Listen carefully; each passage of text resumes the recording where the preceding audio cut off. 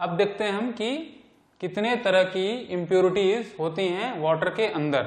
इसी इम्प्योरिटीज की बेसिस पे हम डिफाइन कर पाते हैं कि सॉफ्ट वाटर क्या होता है और हार्ड वाटर क्या होता है।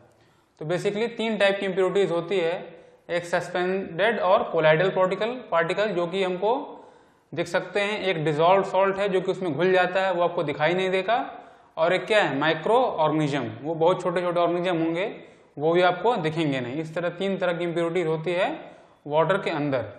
इन्हीं 3 तरह की इम्प्योरिटीज की बेसिस पे 2 टाइप के वाटर डिफाइन किए गए हैं, एक सॉफ्ट वाटर और एक हार्ड वाटर।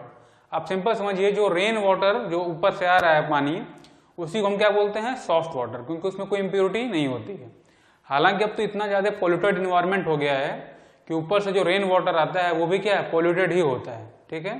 बट अगर नॉर्मल एरिया में हम जाएं, हम महानगरों की बात ना करें, दिल्ली बॉम्बे की बात ना करें, अगर नॉर्मल रूरल एरियाज की बात करें, तो वहाँ पे जो रेन वाटर हो रहा है, अगर हम फर्स्ट रेन की बात छोड़ दें, जो पहली रेन का पानी होगा वो तो खैर पोल्यूटेड होगा ही होगा, थोड़ा बहुत इन्वायरमेंट में कूड़ा कचरा पोल्यूशन होता ही है, लेकिन फर्स्ट रेन के बाद का जितना भी पानी बरसता है वो क्या होता है सॉफ्ट वाटर ही है, उसमें किसी तरह की कोई इम्प्योरिटी नहीं रहती है।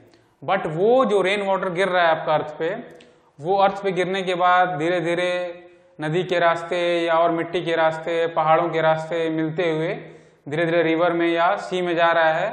तो जब मिट्टी पे गिरता है, पहाड़ों पे गिरता है या फिर नदी नालों में गिरता है, तो उनसे कई तरह की मिनरल्स ले लेता है, कैल्शियम के, मैग्नीशियम के, क्योंकि ये सारी चीज़ें पत्थरों में, चट्टानों में, मिट्टियों में रहती है। तो वो धीरे धीरे उसमें घुलते घुलते वो क्या हो जाता है हार्ड वाटर के फॉर्म में चेंज हो जाता है। तो 2 टाइप के वाटर होते हैं, सॉफ्ट वाटर और हार्ड वाटर। इसको समझने का इजी वे है कि सॉफ्ट वाटर और हार्ड वाटर कैसे हम अलग अलग सेग्रीगेट कर सकते हैं इजी फॉर्म में। सबसे इजीएस्ट वे क्या है भाई कि सॉफ्ट वाटर क्या करेगा, अगर हम सोप से उसमें धुलें, कपड़ा धुलें, सोप के साथ हम करें, तो उससे इजी झाग बन जाता है, झाग इजीली बनना शुरू हो जाएगा, फोम बनेगा। जबकि अगर हार्ड वाटर के साथ आप कपड़ा धुल रहे हैं तो उससे फोम नहीं बनेगा। ऐसा क्यों होता है ये मैं आपको बाद में बताऊंगा, इसका रीजन क्या होता है। इसका रीजन अगले स्लाइड में है, तो रीजन मैं आपको बाद में बताऊंगा इसका डिटेल में कि क्यों नहीं बनाता है। बट अभी सिंपली समझिए कि अगर सॉफ्ट वाटर और हार्ड वाटर को इजीली पता करना हो तो क्या कर सकते हैं, हम सोप के बेसिस पे डिफाइन कर सकते हैं कि सोप के साथ अगर झाग बनाता है तो सॉफ्ट वाटर है, नहीं बना रहा है इजीली झाग तो फिर वो क्या है हार्ड वाटर है। अब हार्डनेस ऑफ वाटर कि कितनी तरह की हार्डनेस होती है या किस किस वे में हम डिफाइन करते हैं, ये हम देख लेते हैं।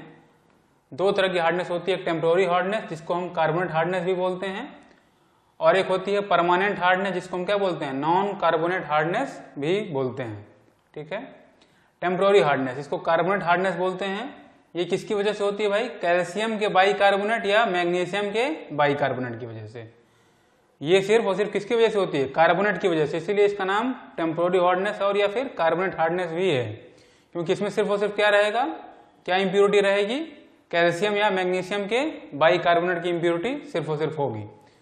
और टेम्प्रोरी हार्डनेस हम क्या कर सकते हैं, सिंपली अगर पानी को बॉयल कर दें तो टेम्प्रोरी हार्डनेस हमारी इजीली निकल जाती है और उसको हम वाटर पीने के लिए यूज हम कर सकते हैं।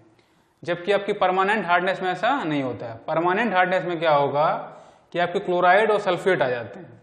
परमानेंट हार्डनेस में आपके क्या आ जाते हैं, क्लोराइड और सल्फेट, किसके किसके, वही कैल्शियम के और मैग्नीशियम के, calcium chloride, calcium sulphate, magnesium chloride और मैग्नीशियम सल्फेट। इसको आप सिंपली बॉयल करके हटा नहीं सकते हैं। तो परमानेंट हार्डनेस हटाने की स्पेसिफिक 2 मेथड होती हैं, उसकी भी हम डिटेल में आगे स्टडी करेंगे। बट आप सिंपली समझिए कि परमानेंट हार्डनेस जो भी होती है वाटर में, उसको आप सिंपली बॉयल करके नहीं हटा सकते हैं।